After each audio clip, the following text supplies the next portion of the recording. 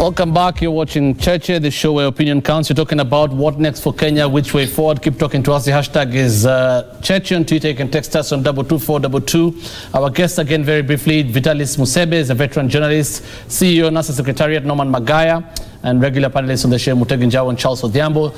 Jubilee Secretary General Raphael Tuju was supposed to be in this show, but he later on said he cannot sit. Early this morning, he said he cannot sit on the same platform with Norman Magaya. Probably we'll have time for Norman to tell us what really happened, whether it was on or off air. We've been talking about NASA and why they're saying they cannot go to court. Norman has talked about that extensively. Let's talk about now what other people have been talking about in this problem we have in terms of dialogue. But we have already seen conditions again set for dialogue. Deputy President William Ruto saying, first Raila Odinga and NASA saying if there's to be dialogue, it has to be, or they have to confine that dialogue to resolving the political crisis we're in right now, and that is about free and fair elections specifically, and fundamentally about democracy, constitutionalism, and the rule of law. William Ruto has been very clear, saying the election has been done. We cannot have any dialogue on matters election. If NASA wants to sit, or we are talking about other issues later on, there's no problem. So where do we go from there? I'll start with you. Now, Vitalis. First, you have rightly put the Deputy President first on this matter. Flashback to 2007. Look at 2007. 2007, William Ruto was on the other side of the political spectrum. And he was one of the most ardent critic of the result of elections. And he said, we are not going to talk. All right? Now, today, the Deputy President, William Ruto, who is in government, who is the Deputy President, is speaking from the other side of the mouth. Now, this is the reality of what I've said before. The politics of our country is divisive because people who have managed to move to the side where they are enjoying the political gains of an election feel that is the end. It's a fait accompli. They do not want to interact with those. Let them wait for another 5 years. This country needs a process. We have all agreed, whether it is young or old, we have agreed that it is a political problem. He hasn't said that. To be fair, he hasn't said. No, I mean, we go on and I'm not talking about William now. I'm saying I've moved from there. I'm saying away from politicians and politics. The country needs a sober and reasoned approach to dialogue. Dialogue, you don't go to a dialogue with conditions. You go to dialogue and set conditions. If you go to dialogue with conditions, that's what we have seen. Jubilee, before these elections that NASA said were sham, said we shall not have any discussion with NASA until after the elections. Now the elections has been done. They now feel they are in a very comfort zone, very comfortable. They want to go and say to power. This Magara and this group are saying we are disenfranchised because this process was not proper. So they want to go the other route. That divides the country even more. So what we need now is to ask ourselves whether we shall be driven by politics and politicians to the edge of a precipice and stay there and wait like sitting ducks to be destroyed by political interests. Because this political interest, every 5 years in this country, every 5 years, we have, even since we were turned multi-party, every 5 years we have been having skirmishes. Every 5 years people have died. Every 5 years we have contested elections. And even if we went to court, Makaya's group went to court, and the outcome favored one group, we still will have the challenge of the political problem. So to you, the only solution here is the political problem. I've said political problems need political solutions. They do not need constitutional solutions. They do not legal solutions. Ultimately, you know where we sit, Hussein, sorry, where we sit, even if this issue was taken to court and the court said the results are upheld, half of the country would be grumbling. Yes. If the court says the results are cancelled, half of the country would be grumbling. So even if you took it to a legal process, there would still have to be a political solution to it. You don't think there's a legal solution? They're not, by the way, Mohammed, let us be very realistic. Jubilee, so you're saying, because others have been saying, like civil society groups, and we had them yesterday, that Jubilee, if they decide whether somebody goes to court or not, and Jubilee ultimately forms the next government, that they will lack legitimacy. Is that what you think, with NASA having boycotted this election, withdrawn from this election, and people also in this country not participating in that process? Well, it's obvious. It's very obvious. I mean, from where Magara sits, Magaya sits, there was no elections. And Magaya does not represent himself. Magaya represents an interest that there in are 6 million and over. They have been saying they have 10 million, isn't it? Now, NASA, I mean, Jubilee on the other side have also been saying they have 10 million. Yeah. One of the virtues of the presidency is that it's a symbol of national unity. So, what we are seeing here is that the presidency, which ought and which should be a symbol of national unity, has turned out to be the most divisive and the most consistently biggest threat to a nation. To be fair to President Kenyatta, he actually said they'll reach out. We're not talking about the president, the presidency. To be fair to the current president, yes. When he won, or if he said won on the 8th, he said, I extend a hand of friendship. Yeah. He said it. Then, of course, the election was cancelled. People are asking now today, what to do? And he said, I'm waiting for the processes to be over, then I can say what I want to say. But there is a problem with this country. Grandstanding. Yes. From both sides, particularly from the deputy president, grandstanding, and being handcuffed. The same thing with my friend here, Mr. Magaya and his boss. Yes. The worst thing is lack of trust and lack of respect for one another. Yes. They abuse one another, or call each other names in public. Yes. But when it comes to going to Mr. What do you call the guy who was being arrested in the house of Wanjigi? When it comes to going to Wanjigi to eat, they all go there. Yes. When it comes to being financed by Wanjigi, all of them have benefited. Yes. So they need to go to Wanjigi's house again.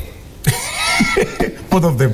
If not this Wanjigi, you are trivializing very serious issues and using very trivial examples. I think you shouldn't be allowed to get away with that. Yes. Yes. These are very serious issues. Yes. I don't think you should reduce the quest for the country to conduct an election that reflects the will of the people, that is done in consonance with the law, to a mere argument between two politicians. That is what you feel. So I take, as far as concerned, there was an election. There. As far as concerned, there was an election. 6.something million people, or 7.4 million people voted for Uhuru Kenyatta. You acknowledged, actually, you said yourself that the people are saying only 3 million. If you say that there was observation is not acknowledgement. When you say there was no election and that there was no fairness, that's putting one neck in the sand. An election took place, supervised by IBC. Even if you have 90 days, like you're asking, which IBC will do the election? The same one. Until and unless you go through the process of removing them, not working at the advisory towers, through the process that is prescribed by the law. As a lawyer, you know that. There is no other IBC that will conduct the election in this country. It's only one that is there until its term ends.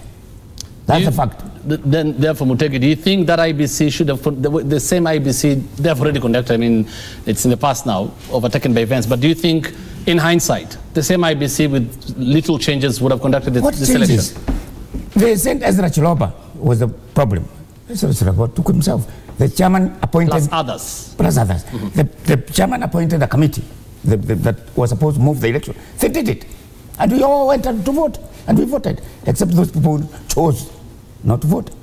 You know, Mutegi, you are arguing as though you are a stranger in Jerusalem. Because one, yes, you want to ignore the issues that the chairman himself completely unprovoked came and addressed the nation and said, as it is now, I cannot guarantee a free and fair election. And he listed a number of reasons why that was not possible. None of those issues were addressed. When asked, and journalists have been asking him at the Bomas of Kenya, you said you cannot guarantee a free poll because of these issues. He has just been saying, I was explained to and I was satisfied. He does not give the substrum of how these issues were resolved and how they will enhance the credibility of the election. Two, there were also issues that were raised by the commissioner that resigned elaborately in her statement of resignation, but most importantly, in the 2 memos she had written to the chairman, raising weighty issues as to why this election was not going to be credible, that this election was not going to meet international best practices of a free and fair election. What is an election? If for you an election is somebody turning up and putting and voting, and yes, dropping a paper in the booth, yes, then you are mistaken. Actually, that's why the chief justice said the election is a process, not an event. It's a process, not an event. It's a process, not an event. But just a minute. Yes. Yeah. Make your point, Magai. Make your point. Just a minute. What I want to dissuade people from is, I think we have a problem of people manipulating elections and getting away with it. And that's why we've said that in 2017, that's one thing we are not going to accept. And that's why all these calls for dialogue and all that are hollow. That's why we're saying the only conversation we should have, let's together as a country agree that we are spending taxpayers' money to hold elections. Can these elections be free, fair, and credible? Can they meet the standards set out in Article 81 of the Constitution? So once we agree on that Mohammed, one, let us we don't mind anyone winning this election and getting away with it. Let us also think differently. I think you said, and I think I want to say this to you, Magaya. What Muteki was saying is what we have been saying. If today the principal of NASA, the presidential candidate, and the president were to meet at the State House, there will be those pleasantries, laughing and hugging and saying my big brother and my small brother. Those guys have interests that coalesce at some point. The people of Kenya need to understand that these are political competitions. What we have done is we have turned political competitions into instruments of manipulation. Now, you were saying rightly that if NASA won these elections, either on either or if they were to win again, they would have praised the IBC to high heaven. Now, the whole issue is this. They lost. They lost. Yeah. Now, if they lost which election? I mean, they lost the August. Which election was nullified? Wait a minute. From where we sit, I am saying the elections which election was annulled. Say correct. Thank you. It was annulled, isn't it? Now, before this election, before the Jebukati team came to the helm of IBC, there were demonstrations, isn't it? We wanted a more credible team to run the elections, isn't it? We went to the streets, we sat down there, we ate tear gas in search of a more credible electoral team.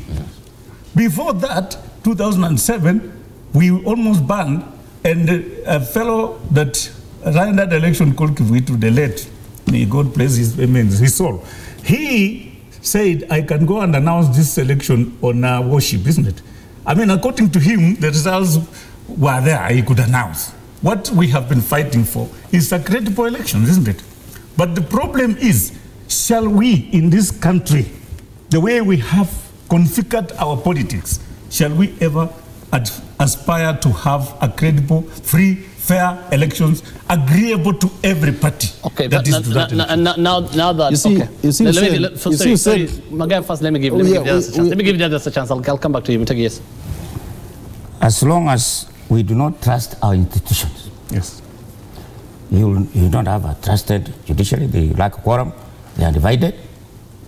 We do not have an independent electoral commission. We don't have a judiciary. We don't have the police. As long as we don't trust ourselves, we don't trust our institutions. Even if you say the political problems can be sorted out, we have to have faith in those institutions. But to what extent? They, for example, had faith in this institution called IBC in August, and it failed them. Yes. And they called for changes in IBC, some of which happened, some that didn't happen. Utegi. As far as concerned, those problems that were there, the systems did not matter. I go with Jokindomu. What matters is the kura.